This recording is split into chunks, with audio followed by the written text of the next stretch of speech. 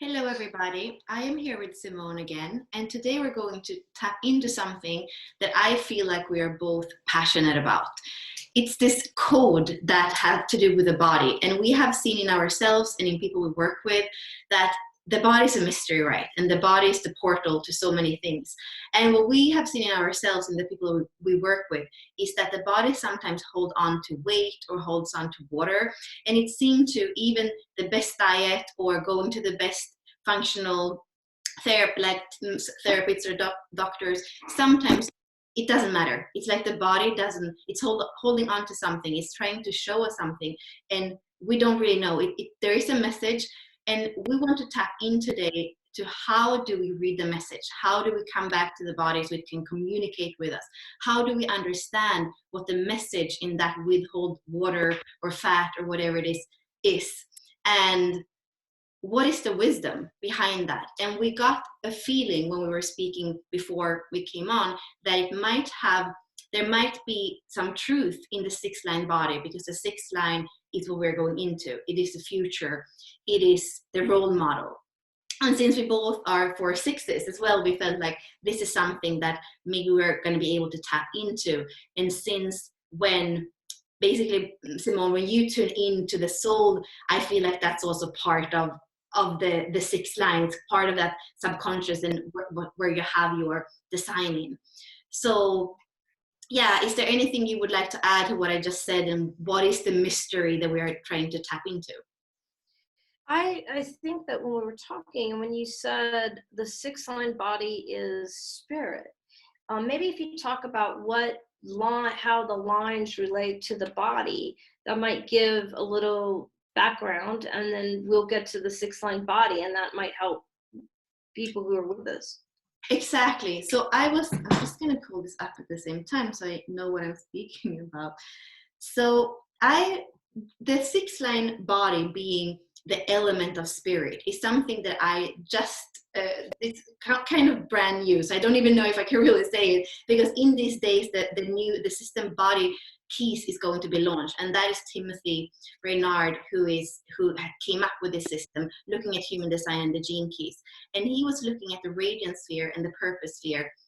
And like Richard is saying, is that all the lines in the radiance and purpose have an embodied principle, and he links that to the elements. So the first line is about the earth, the second line about the water, the third line about the fire, the fourth line about the air, the fifth line about the ether.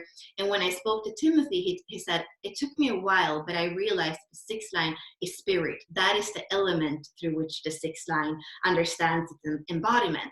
And when he said that to me, it just clicked, and I got super interested, and we just got into this kind of conversation about what it is. And when I saw my profile, I also felt like that was part of this code. So that's what I mentioned to you, Simone, and that's also how we got into this conversation of saying, what if we could tap into part of the code as well?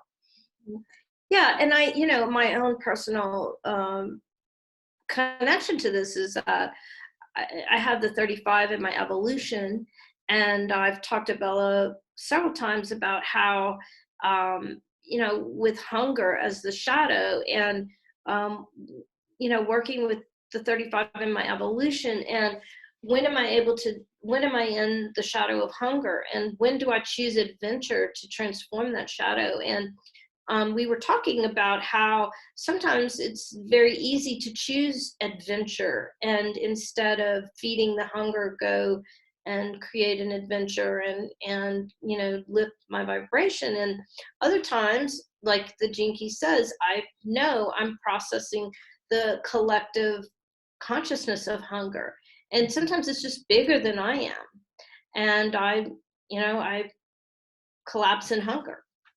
And for me, that's with food. And yet there's a part of me, that Bella and I were talking about. We've both experienced that the weight that I carry a lot of the times doesn't relate to what I'm eating, because my partner and other friends I've been with for weeks on end, they'll say, I couldn't live on what you eat. So we were both talking about how weight is not necessarily directly correlated to the food that is being consumed or not being consumed. And so when Bella was sharing with me this exciting work that Timothy is doing, we wondered, could we talk to the six-line body of spirit to perhaps find more of the code and crack the code, because we both feel like there's a code to what our body, what the six-line body is wanting to move to. So that was our my connection to wanting to do this work and to communicate with the six-line body of spirit. So would you like to add anything to that? Yeah, I feel like it was so good that you took an example from your own life, and that when we do that, it becomes much more clear and not so much up into a higher way of speaking about things. And I know for myself, having that sixth line in my radiance, my purpose, also having it in my IQ, and I have it also in my SQ. So for me, there has been, I've always said that even before Timothy came up with his system, I said it's always been easier for me to be in spirit, because that's where I feel safe. That's where I know what I'm navigating. In this world, it feels like I don't know what I'm navigating. And as a 4-6 with a 6-9 in our profile, we have that trial and error for the first 30 years, and we often have a lot of experiences that make us go up on the roof, almost becoming aloof from our own body many times. So I have that feeling, and it's also part of what you were speaking about in your your trauma work and your reclaiming and integrating in your body, Simone, that when we're not there, if we are fragmented, if we are dissociating from parts of ourselves, we are in spirit maybe, or we're not there, we're not in our body. And then it's also probably a way of the body to protect itself, to put on something, whether it's water or fat or eating more, to feel more safe, because we're not completely home. And I feel like there might be a lot of people with 6 lines in different parts of the profile. It doesn't even have to be the radiance and the purpose, that can feel that of not really being home, not really being really being in themselves, being separated. The core wound of separation is the 6-line wound. So I feel like we're tapping into these kinds of feelings. And even I can see the constriction that I have in my IQ as well is a 6th line, where I have constricting myself from eating, feeling like I should eat less when I was retaining a lot of water. Like, there are these things that we're also trying to do, the perfection of the 6th line, of wanting to get it right. And I think that's both you and I, we have tried to crack the code. Richard was talking about resolve as resolve, I think, in his evolution sphere, is that the 6th line has this urge to find a solution now, and maybe not the patience for the code to kind of be written out. And I feel that's the thing too, to be wanting to be perfect, wanting to eat too little so the body can become perfect, to have all these mental, because the 6th line is mental, solutions for something that actually is a bigger mystery and a bigger wisdom that we are not yet, that we're starting to tap into, because the 6th line is something new. It's not completely written out yet.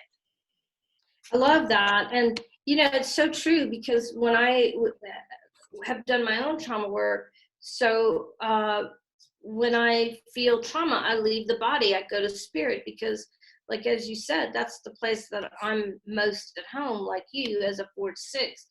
And simultaneously, through the trauma work I've done, I've realized the more I'm in my body, the more capacity I have to go to spirit, and the more power, I'm living more fully my 6th line. Actually, the more I'm embodied, the more I'm able to manifest, and experience my 6th line. So it's so interesting what you were talking about leaving the body and being more in spirit. And so how, for me, one of the things that I've worked on and is how to be as embodied as possible. I actually really, as we're talking about this, I really love what Richard says in the 35, where he talks about hunger in the Gene Key book. I can't cite it, but I remember when I was all the times that I've read the 35 in the Gene Key book, it always comforts me, because he says, like, sometimes you're going to be able to choose adventure, and other times you choose hunger, and it's okay, just to notice. And that gave me so much empowerment, really. Reading that, it helped me be softer gosh, I'm tearing up. Help me be softer with myself, you know, and not so judgmental with myself.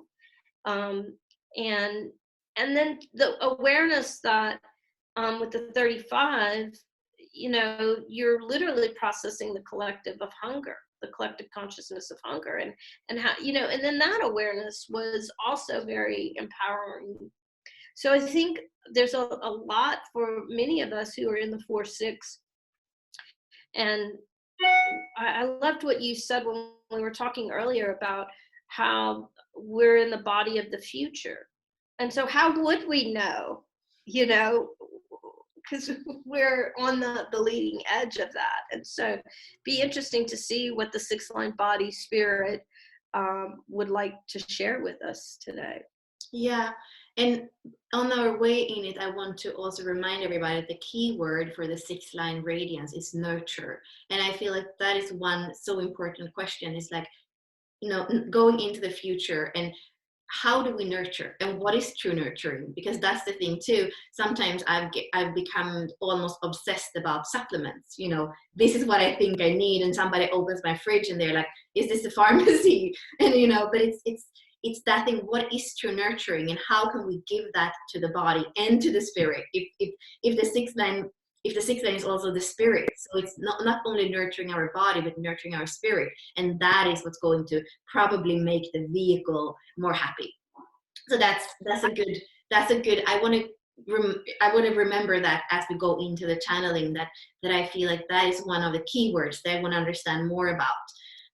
So Simone, do you feel ready to tap in, or is there anything more you want to? Yeah, I am, and I'm so grateful that you brought us back to that, because what a great contemplation for me. You know, I actually took a minute to write it down because it was so powerful just hearing you remind us of that.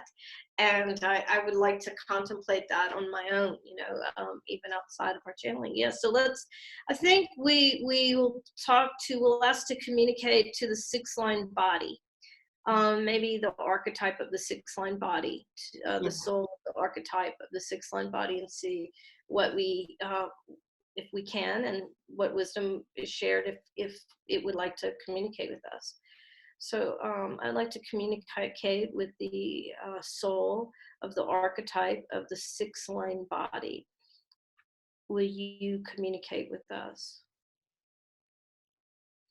Yes and no. There is much that I can share, and there is much that you, the world, is not ready to hear. But let us begin where we can bring forth wisdom to create change and shift consciousness. What you are looking at, and it's like he drew down I feel like I'm in a classroom, and he drew down like an architectural plan, or like on one of those drawdown maps. And he says, what we are looking at is the archetype of the future. And honestly, I don't really completely understand what I'm seeing.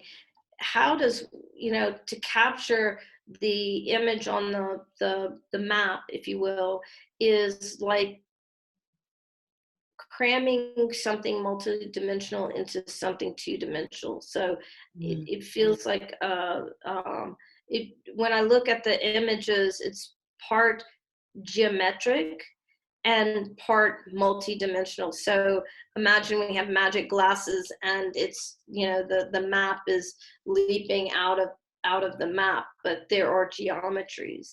And he's also saying that, and I'm using the word he, because the pronoun he, because the archetype soul, the archetype of the 6-line body soul is coming through in masculine energy. So he may shift to feminine energy, I don't know, but right now it's masculine energy. He's saying that in part what's hard for you, and he's talking to me, is that you don't know what the future is or will look like. So it's imagining, you know, something beyond the realm of what, you know, wisdom I own in this human vessel right now. He says, but what it is clear that you can know is the way that energy flows through the body. And so then he's showing me like an energetic flow of energy that is flowing in around the ankles, you know. So I see like an energetic flow coming into a body, and it's right around the feet or ankles. And the intake of energy coming into the legs, if you will,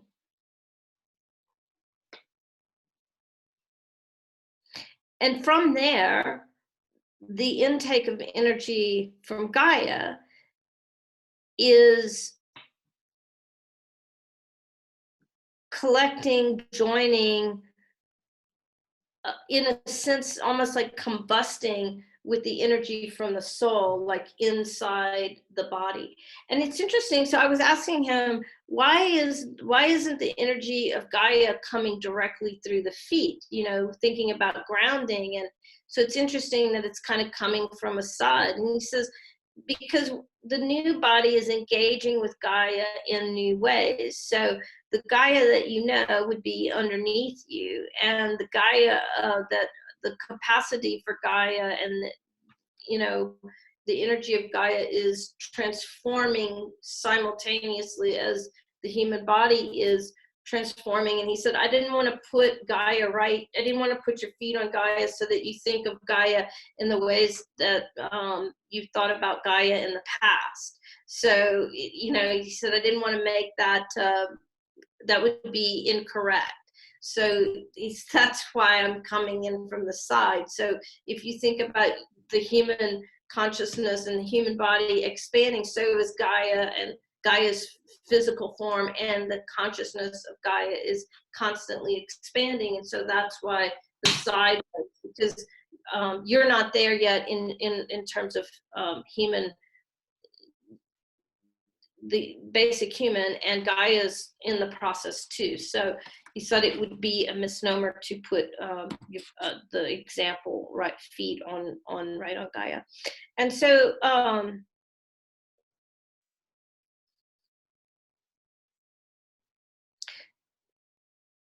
he's showing me that we have this concept of taking in energy, so receiving energy through our crown chakra, receiving energy through Gaia, and it all kind of mixing in us in our vessels. But he says really there's energy from so many other sources than Gaia and spirit. And so then now imagine on the drawing, is there arrows pointing from all different directions of this energy taking in right in the center of the example he's using. And then he says, so in your current model, you think, put your feet on Gaia, breathe with Gaia, commune with Gaia, ground with Gaia. And from Gaia, build your energetic life force, you know, build out through that breath with Gaia and expand your energy. Or some of you think, oh, let me connect to spirit, let me bring in the energy from spirit, and then build your fields like that. And he goes, some of you even go, okay, I'm going to connect to Gaia, and I'm going to connect to spirit, and I'm going to build my energetic field with the combination. And he says that we're missing, you know, it's like in our Rolodex, we only have, you know, self, Gaia, and spirit, and that's it. He said there's so many other ways to energize yourselves. And the body of the future knows how to use all sources of energy, not just Gaia, not just spirit, the sun, the universe, not just your own physical vessel, but there are innumerous sources, energetic sources. And so he's saying the body of the future is capable of acknowledging, recognizing, using all energy sources. So he says, even in your expanded states of consciousness, can you think about, recognize other sources of energy than you have um, currently allowed for? Mm. And he's saying, notice how that feels in your body, just as you think about that right, now in this moment of consciousness. And I was doing what he was saying, and I felt um like the fractal of my body. um if if all I see is this physical vessel, imagine that fractalizing, and then and you know going out or going in from whichever place. And it was like I had a moment of an experience of the power of all those bodies, not just this one vessel that I'm sitting here in, talking to you. And he's saying to draw on the power of all of those vessels. He says that's one way. It's Mhm. one source of energy, fuel. And he goes, well, why am I talking to you about fuel? What's the point of me talking to you about fuel? And I'm saying, well, I don't know, energy. We eat food. It's a fuel source. He says, I'm trying to expand your mind about how you fuel your body and what is a fuel source. He says, your breatharians believe they can live on air alone, on light alone, on pure energy. Well, that's one way to go. And he's saying your vegetarians believe in plant food, and your carnivores eat all kinds of protein sources. And he says, I'm prompting you beyond receiving energy through energetic food sources. He says it's way more multidimensional than that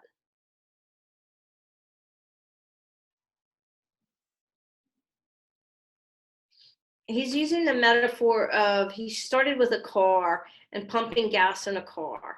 And then he's like, well, some cars take gas, some cars take diesel, some cars you've rigged to take, the oil from fast food restaurants. Some cars you're training to use solar power. But he says it's beyond the intake of energy sources. He says you are energy, and you forget that you are energy. You forget that you fuel yourselves through consciousness and thought. Mhm. He says for many, there's a fundamental gap in understanding the light body.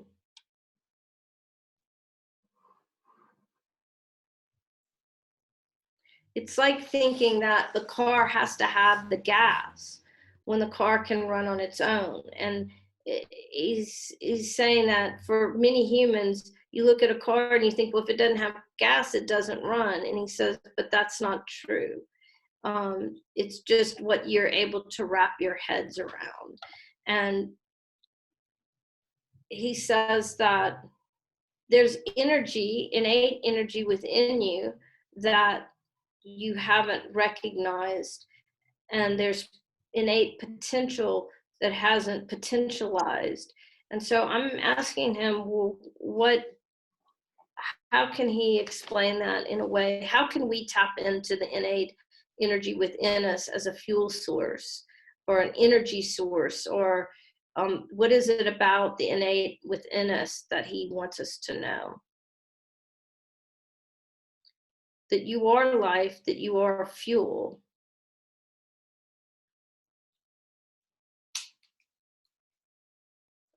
That you energize or de-energize yourselves through your thought consciousness, through your awarenesses about food, and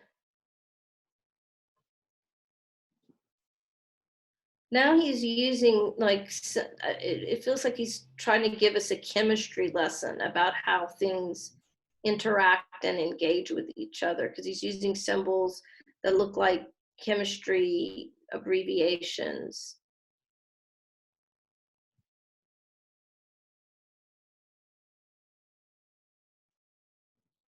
This soon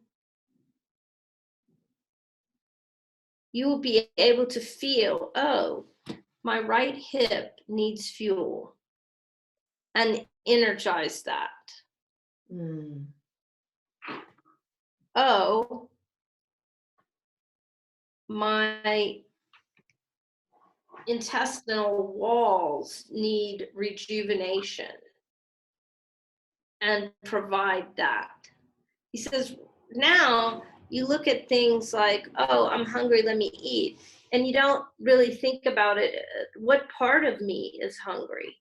What part of me is requiring fuel? And what would be the best way to fuel that? Some of you have an awareness that, oh, I need to move my body. I need to stretch. I need to exercise. I need to be active. And the next step of that would be, what part of me requires energy? And what is the best way to channel energy to that part of your vessel?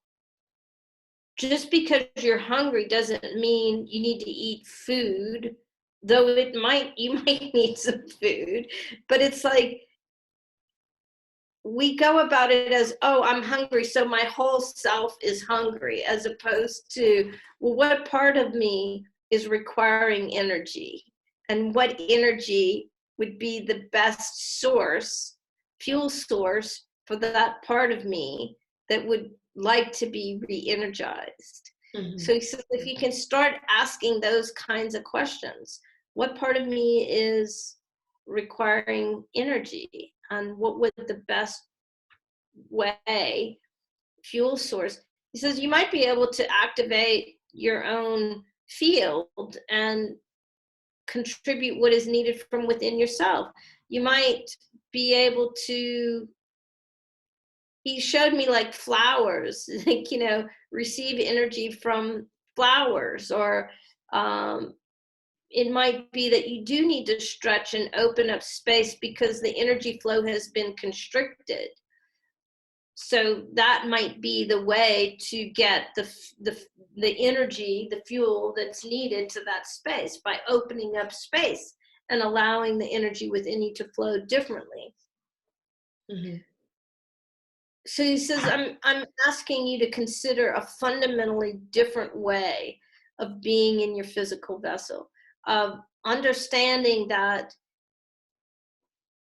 you would be much more efficient and effective to locate within you what is requiring energy, what kind of energy is optimal, and funnel the optimal energy to where energy is needed within you. Mm-hmm. He says, I like to think of that, those, the adaptogens. When you consume adaptogens, if more charge is needed, they provide it. If less charge is needed, they drill down, and the adaptogens seem to know how to do that automatically. He says that's a close metaphor to what I'm encouraging you to start considering. So for some of you, it will be overwhelming because you think, oh my gosh, how many cells in my body? How many parts to my body? Um, it seems like an intense and overwhelming um, process, but it's really not, because you have, when you really choose to tune in and say, oh, well, what needs energy? What part of me needs energy right now? And what's the optimal source? You'll see that you just have the knowing. The sixth line body will have the knowing. The the sixth line body will facilitate the sixth line being to know where the energy is required, would be helpful, what needs to open up. Because sometimes it's not an intake process, sometimes it's a release process. Maybe, where energy has been constricted, or there's a buildup that creates an exhaustion of sorts. And so then in those cases, it's a releasing of energy that, like now I understand his adaptogen metaphor even more. He's saying, because sometimes you eat just because there's a buildup of energy, there's a lack of flow, and you want to get things moving. So you think, oh, some fuel will help me right here, when that's not what's needed at all. What's really needed is to release the block or flow, the blockage, and let energy flow within you. So he says some of you get this when you know to drink, that in the morning when you wake up, that you're dehydrated and you just need some water. Instead of going right to food, you've already understood that, oh, my body just needs some water. And it's not really about being hungry, it's about your body needs some hydration. So he says that's a similar principle to what I'm sharing with you. And then he says, do you understand? And, does this make sense? Do you have questions? Or Bella, would you like to? I have so many questions, but first of all, I just got a very similar image of what you were saying, the last thing. I can see the body graph, and I feel like this is also why he was coming forth with an architecture, and I feel like the body graph is the architecture that we have right now. And I could see when you're speaking of release also, that if we have the body graph on one side, we have the more emotional gate, the abstract, the emotional center. So for example, the 55 and the 39 is all about eating emotionally, because we don't feel safe. So spirit that wants to be liberated, but we can't feel that because we are in emotional. So if we can't have that emotional release, instead we are eating, and that's a lot of the eating disorder come from that emotional center and those channels that go to the root and have to do with grounding. So we think we can ground and feel better through that. And I was also shown the other side of the body graph, and the more logical, and that there's a constriction in that. So a little bit like what I was speaking about in the beginning, even with the 25 that we are in right now, that has that constriction. And when we feel constricted in that sense, we can actually not nurture. We eat, but we don't, the body cannot use those. It kind of comes out again and it can't use it, but maybe some of it doesn't get metabolized rightly. And that's also when we might retain water. So those two processes actually have more to do with release than to stuffing ourselves with something that, because of emotions that are in turmoil, or that constriction that is in our, often connected to our mind, then the process is not, can't happen, and certainly not through food, because there's something else that wants to release and wants to open. He's saying exactly. So as you were talking, the first idea that you had, he said indeed, and then as you started talking about the second idea, he goes exactly. So you're right on. And because I have several questions, one of my questions was that thing with metabolism. From the 6th line archetype body view, what is metabolism? How would he explain that word? He says metabolism is what you think it is. The use, some might say the burning, but it's really the use of energy the effective or ineffective use of energy, but it's just energy being used in some way.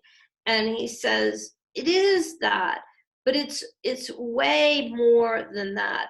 It's not just about the way you metabolize physical things like food. It's also how you metabolize energy and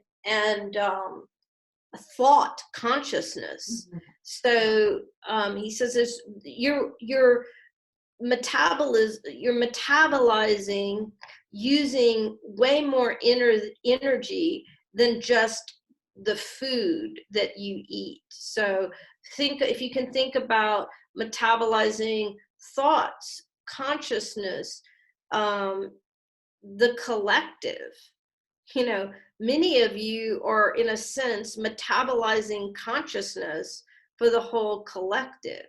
That there are those of you who are, let's use the example he says of the 35 in so those with the 35 who have the experience of the collective consciousness of hunger, well then sometimes your work is to metabolize the collective consciousness of hunger. Right. And so how does that work? What is the mechanism for that? He says, well, if you can understand that you're metabolizing it, you can experience it in a way that's more complex and profound than just wanting to eat something.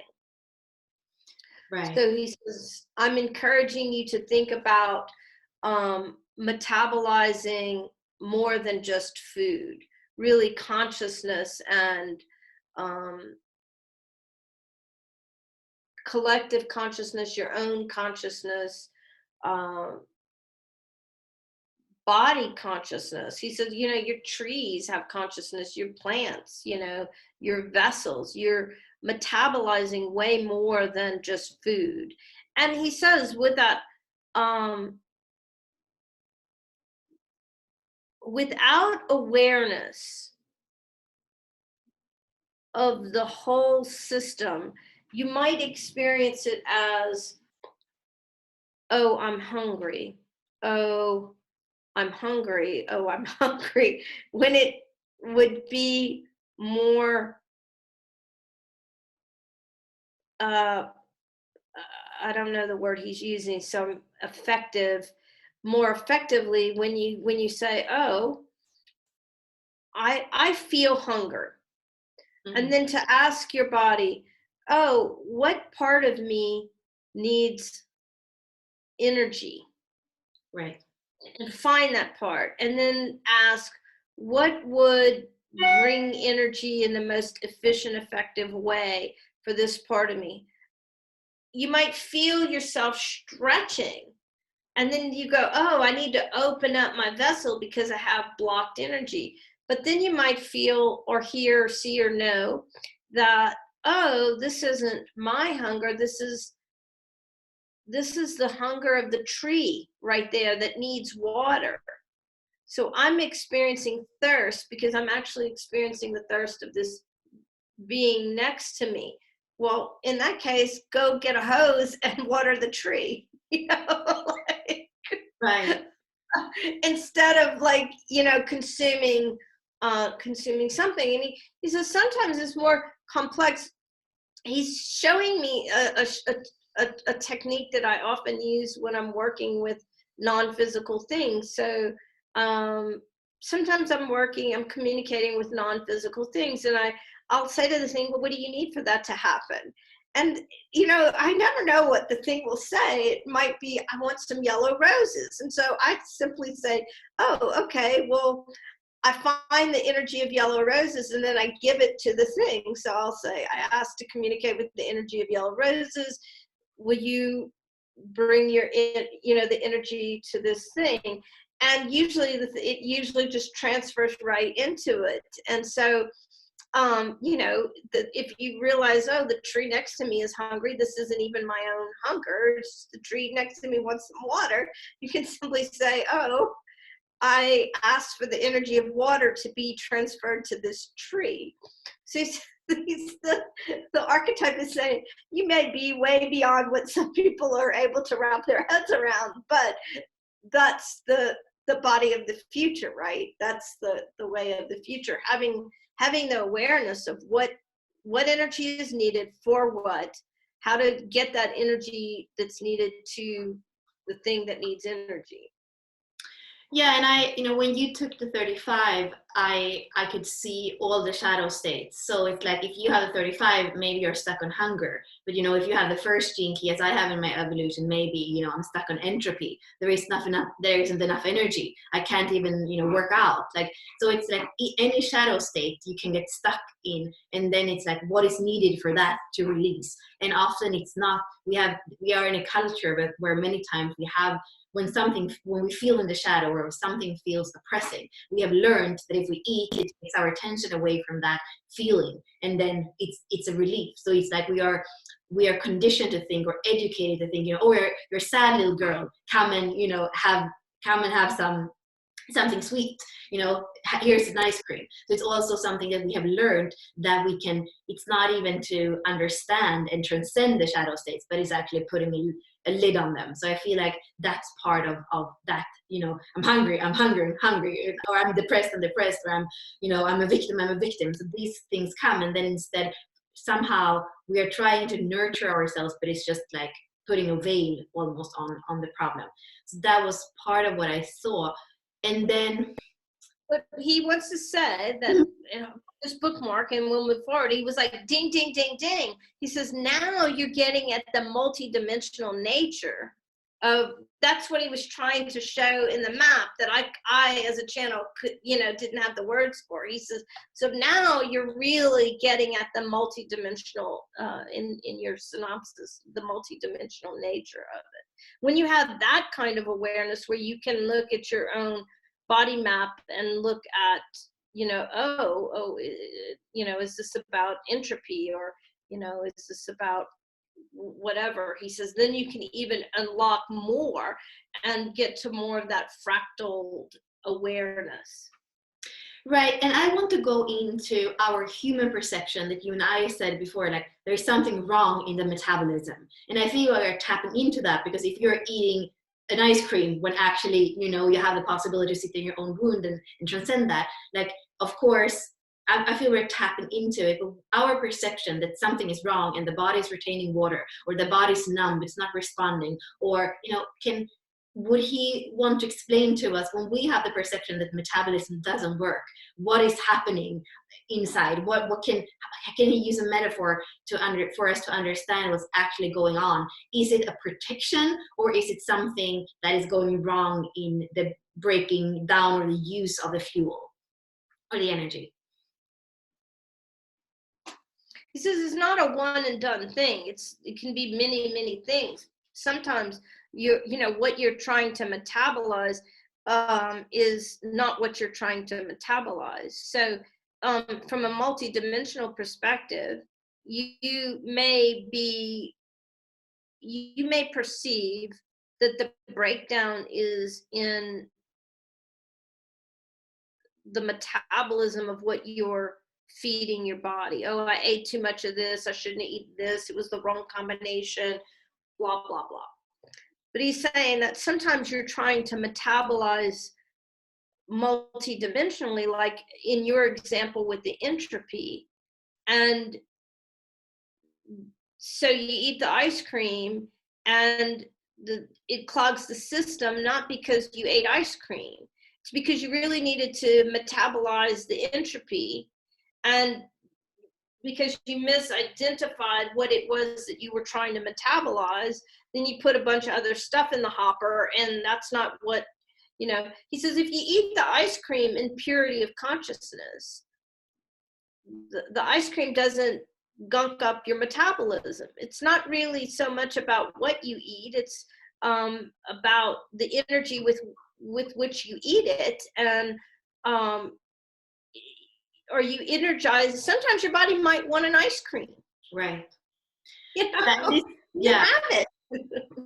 And I can feel this taps into, again, emotional center 49 is when Richard speaks about the needs, or the perceived needs, what we think we need.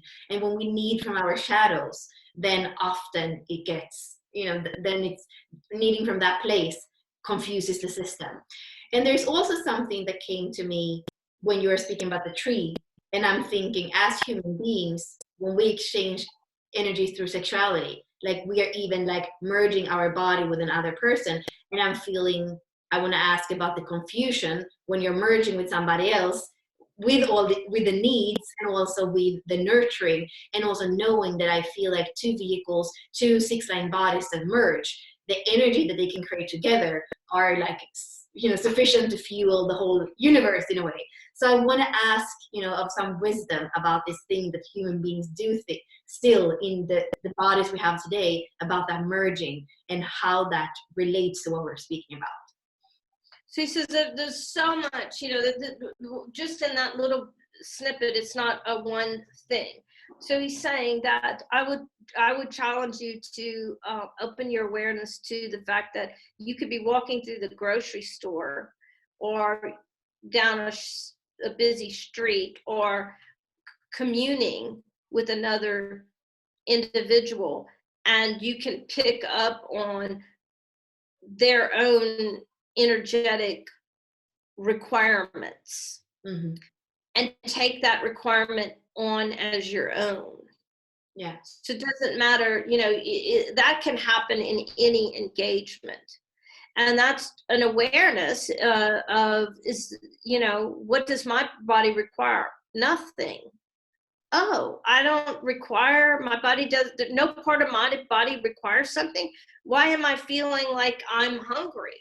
Right. Where is this hunger coming from? Oh, it's the tree, it's the person you're communing with, it's 15 people in the grocery store, their bodies were requiring something. Oh, okay, this is my awareness of other people's requirements. Mm-hmm. Yes. And then when you have that awareness, then it kind of moves out of your field. Oh, this isn't, you can have an awareness. Oh, I'm experiencing the need to eat an ice cream because of this other person's body requiring something that they're not aware of. So now I've become aware of it.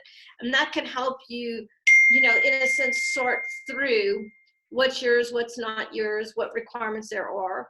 And you can let those go, or you can send them the energy that they need, just with your consciousness. I send this person. But let us go back. A more powerful question that I would like to work with you on is, you were talking about the communion of people, and what he's showing me pictures of is the creation of energy from union. He says, you're right, you can create atomic energy, on the scale of atomic energy, when both people are wanting to create that. Yeah. When you're in union with what you want to create. It's like showing, sometimes you may want to create that, but that's not in the other people, the person you're communing with consciousness. And so the more clear you can be with the person you're communing with, in union with, the clarity of consciousness, the higher and higher vibration of clarity of consciousness and intention. It's not just about the intention, it's also about the come from. Yeah. It might be in your body's highest good to create that much energy. It might be in your soul's highest good to create that much energy. You might be responding to the desire to, and the awareness that this is, what's in my highest good. And it may or may not be in the other person's highest good. Mm-hmm. So that clarity of consciousness, is this in my body, in my soul's highest good? So just, when you're in those communions, he's saying, just be really clear together. Because I've been, so with people I work with in my own life, I've been seeing more and more like people say, like, I can't commune with this person anymore. I don't know, we've been married for, 10 years, but I just can't anymore, or he just can't anymore. Or, I've seen these things, and then it's like the vehicle, the body says, no, there's something where it says it's two different frequencies. And I'm wondering, I mean, I can see that clearly that would happen, but at the same time, I'm wondering with the ice cream metaphor, because sometimes it's okay to eat an ice cream. It's an ice cream, it's not the best fuel, but there is something in that moment, and this is sometimes what I hear, and I don't know why it's coming in right now, but even like when it comes to polyamory, as opposed to sacred union, that it's like, and that then there's almost like a defense of like, yeah, it's sometimes just nice to do it for the sake of pleasure.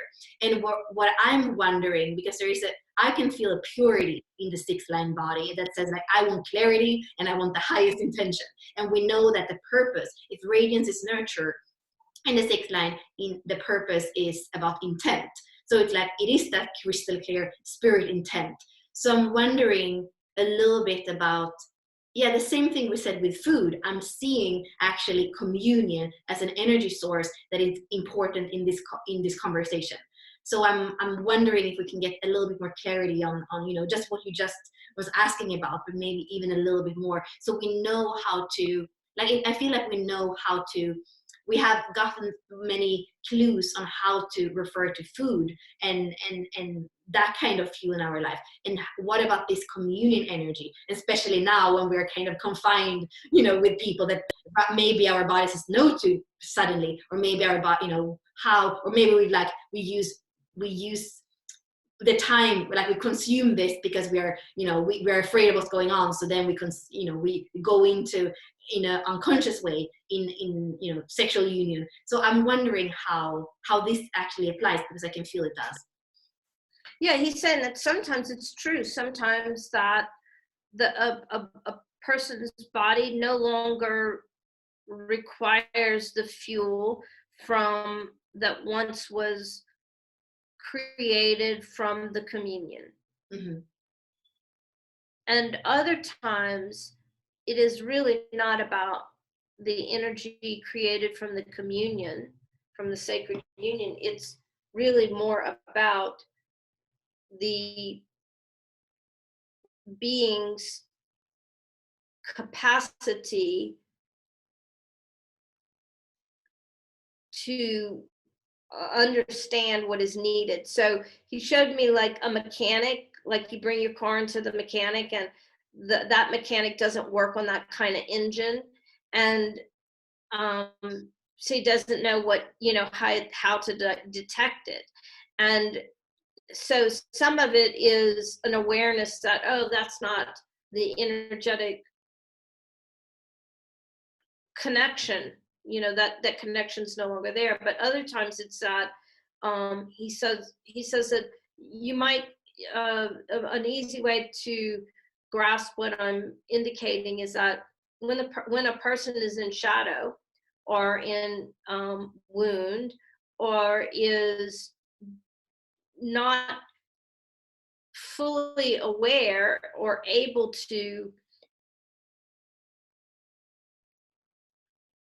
co-create with the vessel, with the body, to understand where the fuel is needed. And he's saying that this is really more than a 6-line body issue, what you're bringing up. That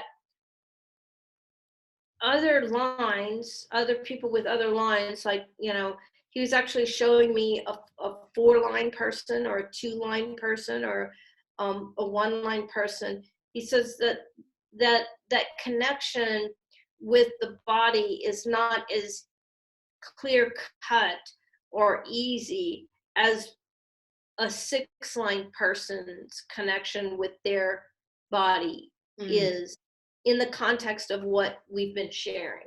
So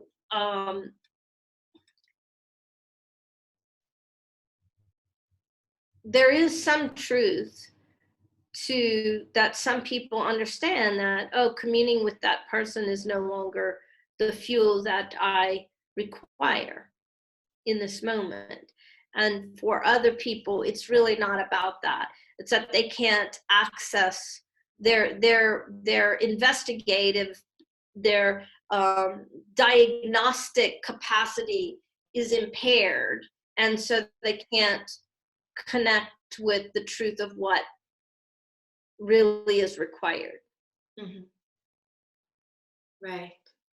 Yeah, there is something with this that brings me back to the endocrine is kind of going the loop, because we know that also in that kind of communion, on a physical level, we have all the glands that are stimulated, and where it's important for us because that's the signalization system. And when the signalization system works well, then everything can circulate in the body.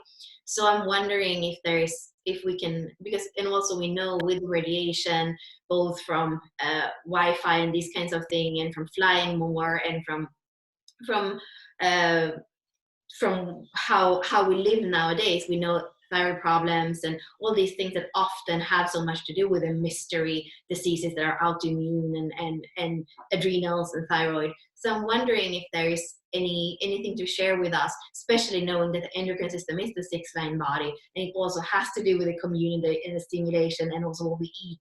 So I'm wondering if there is maybe these are closing words, or maybe it's going to lead us into something else, but I feel like the endocrine system is something that we want to bring in before we see if we're done.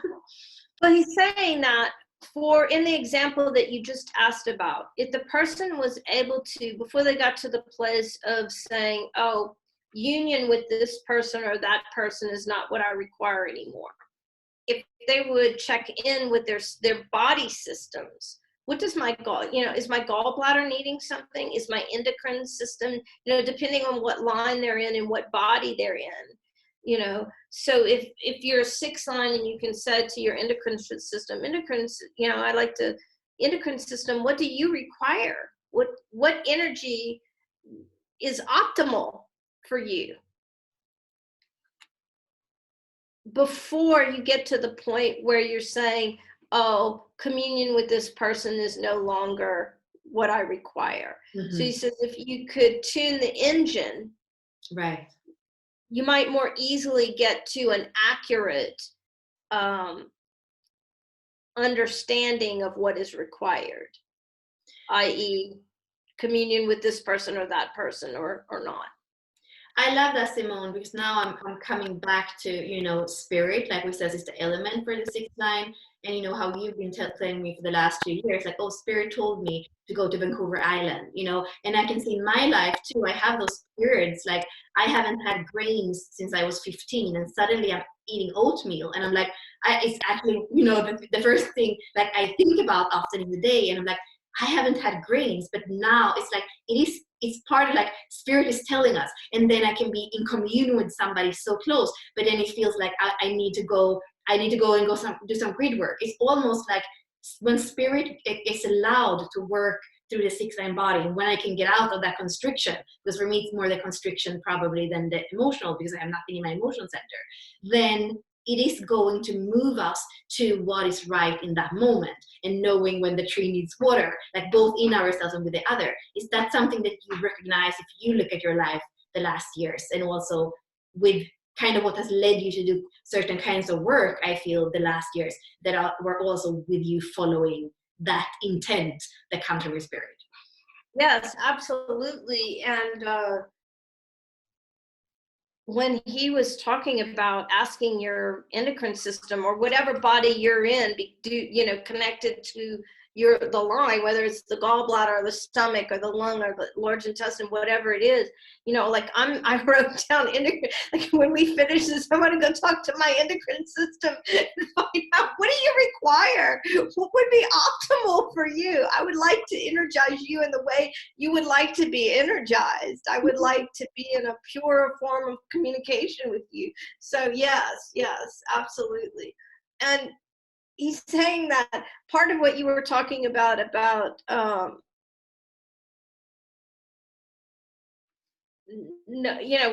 where your body wants to be, as in, as you were indicating, I usually have this very clear awareness of, oh, my body wants to be over here, and I trust, and I just go.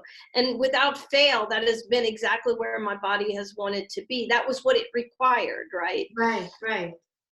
Yeah. And other times I'm in disequilibrium, like right now I'm in a bit of the void in the divine feminine. I'm not quite sure, and so I'm just holding, just in a holding pattern, being okay with where I am. But now when we finish talking, like when we finish recording today, I'm going to be asking my endocrine system, what do you require? What would you like? How can I best optimally, energize you? And I'm excited to see what my own says. Right. So, And that is also, so if you're kind of new to human design and the gene keys, look at your purpose sphere, and then you are going to have both the element that we were saying in the beginning, but also like an embodied principle. So for the fifth line is actually the voice, and so it's each one has, so to understand your sphere of purpose, especially the line, is something that it actually really feels it. The way that I hear him speak is not that everybody's going to become a fifth line body in this lifetime. It's more about the respect and the respect and the interest, almost the curiosity to know what your line is, what your embodied principle is. So are you a third line? It's going to be playfulness. It's probably going to be some more ice creams or some more sexual, interactions. And that exactly is the way it's going to be. And to not shame yourself for that, because that's what I feel many of us do. And then we're out of inner authority when we shame ourselves for actually not behaving as others, or not behaving as what the mind thinks is the way we should behave. So much more come back to your nature and nurture from that place, right? Yeah, I would love to do a whole series with you where we talk to all of the bodies. Oh, And yeah. since yeah, because as I'm listening to you, I'm like, yes, and I can imagine, because I always so appreciative of your wisdom, in terms of understanding human design and the gene keys. So because we started out with the six, communicating with the archetype of the sixth line body, which is spirit, could you do a recap of just the sixth line of what you were saying just now, really targeting the sixth line, and we can come back and have another conversation with the fifth line or the fourth line body, and see what the others say, so that people with those bodies could get the wisdom, that they needed, targeted for what kind of body they have. But could you like really key in on the sixth line? I'm kind of asking for me, because that's what you and I both are, but yeah. Right. I mean, I feel like it has to do with nurture and understanding, like having a multifaceted view about what nurture is. And that what we metabolize, it's not only food and proteins and carbs and fats. Like what we metabolize, it's everything we think, it's everything we ingest. It's not only our family members, but it's even what we see and feel when we walk down the street. So having that awareness that energy can be taken or given or taken from anything that is in our awareness. And then maybe also choosing, where do we want to be when we get stuck in the shadow, knowing that our needs might actually have been influenced or shadowed by that shadow frequency. So what we feel that we need when we are in the shadow frequencies, then we can look at not only the purpose sphere, any shadow frequencies in our chart, when we are there, to be just aware that maybe what we think we need is not what we need, to really kind of tune into pausing before eating, or pausing before whatever that we do, in order to not have to feel. And I think I feel like the sixth line body is actually telling us to be with it. And that's what we spoke about before recording. Can you be with it? Because then something else is going to come through. And I feel like that's why you and I, in this moment of everything that's going on in the world, we were saying, usually these days we haven't been eating until 12 or 2, and it's not even the same thing we always eat. And so it's something like, when you can just pause and wait for your antennas, the intent, the endocrine. There's like the sixth line body has antennas, and it doesn't want to get clogged down. It wants to have clarity, and then it knows what to take in. So that pause, I feel, is always important, because the sixth line is patience, it's space, and that's how it nurtures. And for the sixth line, I also feel like what we were saying, the merging with the other has to be, it has to be in awareness. It's not something that can be done, or it can be done, but it's probably something that the vehicle is not going to like if it's done without awareness. So we can choose to say, my endocrine system needs stimulation. I have tenderness with this person, and this is what I need right now.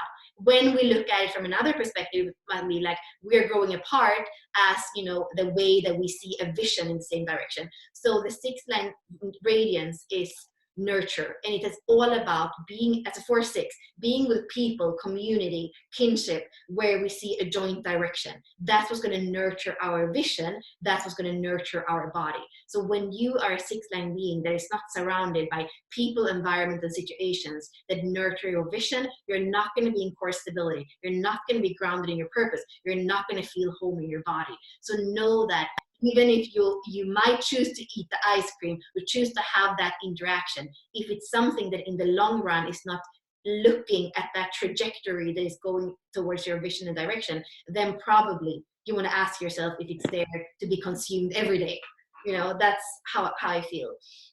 And probably too, and this is the kind of a last in the world, 6-line bodies, stop being judgmental for the other lines. That's what I feel like. Remember, we have to speak with all the lines. You don't get the last say. This is just one fractal. Right. What an amazing way that you brought together in a real pragmatic way for people who want to go on this journey with us to understand what the archetype of the 6-line body was saying and really make it real for all of us 6-line bodies. So thank you for that. It was fun. And also, I need to say something because we've worked in sexuality. I think when you watch this, and when you watch, if we do the other ones, also look at your sphere of attraction. Because for me, since I'm a 6-line in both, it's like for me, those two archetypes, like the attraction archetype and the body, they're just speaking to each other. And in your cases, it might not be that. So I can hear that we want to bring in, especially when we speak about the communion, it's also part of bringing in. So maybe you feel like in some ways you're really resonating with me, and if in some you're not, might mean you're a 6-line body, but not a 6-line attraction. So I even feel like that's something in the other where we want to have more clarity, and where it's not like completely evident to bring them together. For my vehicle, it was, but that's just making that discernment. Well, I'm so glad you said that, because I kept hearing, ask her about I was being told to ask you about the Gene Key profile, but I didn't know how to ask it. And that was the question that needed to be asked, is what other key in our own profiles would we go to? So for instance, in my attractor, I'm a 3. So I'm a 6, but then a 3. So what might, in terms of being a 6 with a 3 in my attractor, could you give us an example of how that might, that a 3-line attractor field might affect what just came through in this transmission? I mean, for you, because I know your inner marriage and you have a 3rd line there about playfulness, and I feel like, it also weaves in here. You have a 3rd line already in that kind of seed, sexuality energy. So your attraction is just saying, for you, that playfulness is important, the humor. And that is probably what you need to ingest the most in communion. It's that playfulness. It's always going to be there, both in the innermost seed, but also in what you are here to attract and what you're here to play with.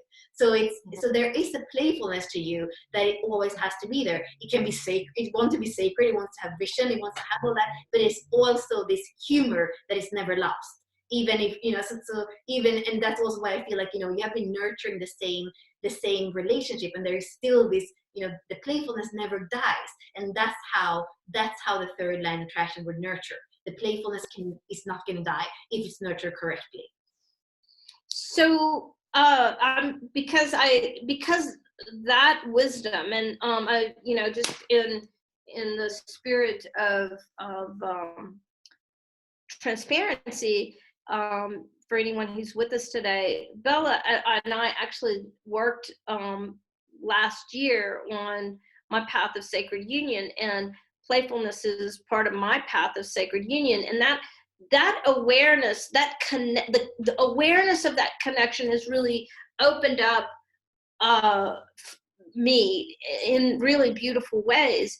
And so, Bella, I'm going to put you on the spot a little bit.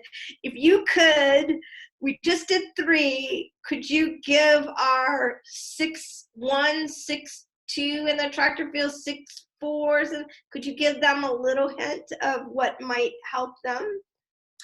Yeah, I mean, for the first line, it is about wholesomeness, and it's also, the first line is before the word to. The first line will even ask themselves, is this going to add to me to engage in this? So it's important for first line attraction to just know, is even this act of communion going to be beneficial for me, or do I actually need to be whole in myself first? It's kind of what we say in the attraction is sterile or fertile. Can I plant in the soil, or right now there's nothing to plant in? For the second line, it's going to be, and I mean, for the 6, I think I'm not going to go through really what it does with the body, with the 6-line body and the attraction. It's like, it's a lot of weaving, it's a lot of weaving, but so you never, with the first line, you are all about the joint vision, you're all about the other still, you're all about the intent, and still there is a part of you that also needs solitude. It's a part of you that needs to know that you're not always going to be up for merging. For the second line, it's more about, is it going, kind of what I was saying before, it's like when you get in panic of something, you don't feel nurtured, you might just take the other person and just want to merge, because then you're going to feel less hungry. So it comes from lust. And so the second line wants to know that the heart is always there. I'm not just using you in order to feel more filled, or in order to feel that I'm consuming you. So it's really important for the second line to know that there is a true merging and it's a mirroring. It's not just a body using another body. The first and the second line are physical. So it's like, am I wholesome in myself in the first line? Am I wholesome with you in the second line? So I'm not just using it. So I'm not just using my body for my own shadow frequencies, for example.